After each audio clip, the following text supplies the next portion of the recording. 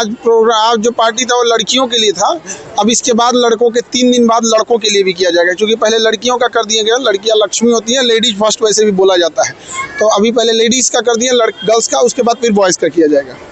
उसका रिसेप्शन चूँकि वो हमारे कंधों पे जिम्मेदारी आएगी, तो हम यही कहेंगे कि बाकी लोगों से भी कि भाई किसी लड़की के पिता अगर सक्षम हैं तो ही आप जरूर उस हिसाब से उनके ऊपर बोझ बनिएगा। ये नहीं कि आपको है तो मतलब आप अपनी चॉइस है, अपना वो है।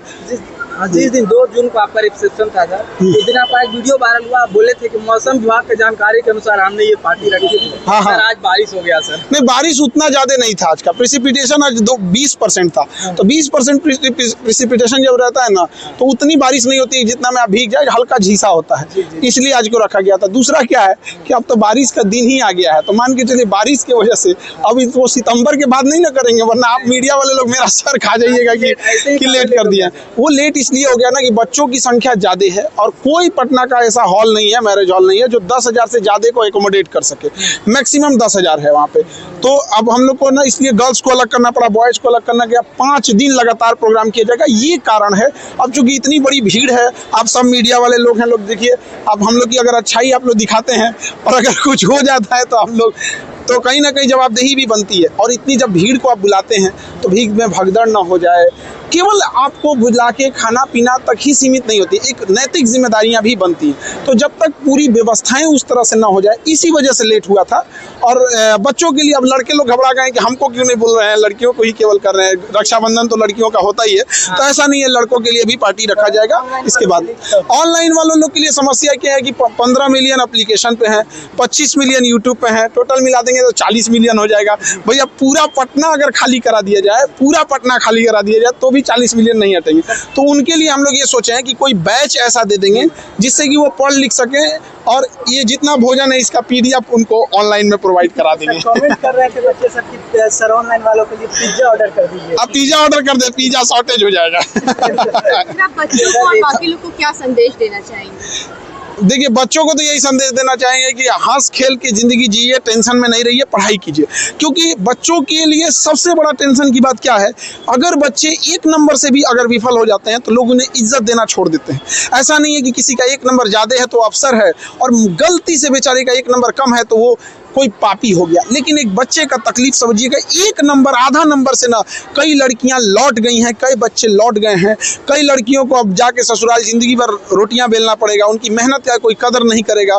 बेचारी सबसे पहले उठेगी, सबसे के लिए खाना बनाएगी, फिर कोई आएगा कहेगा करती क्या हो, घर में बैठी रहती हो। तो ऐसी लड़कियों से, ऐसे लड़कों से भी कहेंगे कि हिम्मत मत हारिए, कहाँ कमज़ोर पड़ रहे हैं उसको देखिए और निरंतर मेहनत करिए। बाकी लोगों से भी कहेंगे देश में सब लोग एकजुट मिलजुल के करें। अब हमारा तो ये रिसेप्शन था, अब इसके बाद बच्चों के लिए बॉयज़ का है, अब उस पर हमारी अगली तैयारी रहेगी। सर अंदर लड़कियां कह रही थी कि सर मैम को नहीं लाएं। एक्चुअल में क्या होता है, जब आप वर्किंग में करते हैं तो कोई ज़रूरी नहीं होता है कि सबको छुट्टी एक टाइम पे ही मिल जाए।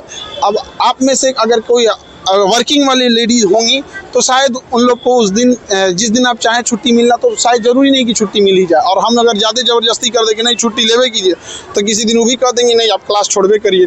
तो थोड़ा सा बीच बचा के। कितने प्रकार का यहाँ आइटम खाने में? देखिए, आज तो veg, non veg, South Indian, North Indian, सब चीज़ कुछ नहीं। रक्षाबंधन में एक्चुअली क्या होता है, नॉन वेज नहीं रख सकते। अब जो नॉन वेज खाने वाले हैं वो नॉन वेज के लिए थे। भाई लोग में कंजूसी नहीं ना करिएगा? कोई कंजूसी नहीं करते यहाँ पे, बस थोड़ा सा वक्त का नजारत होता है, क्योंकि बच्चों का ना 9 बजे हॉस्टल बंद होने लगता है।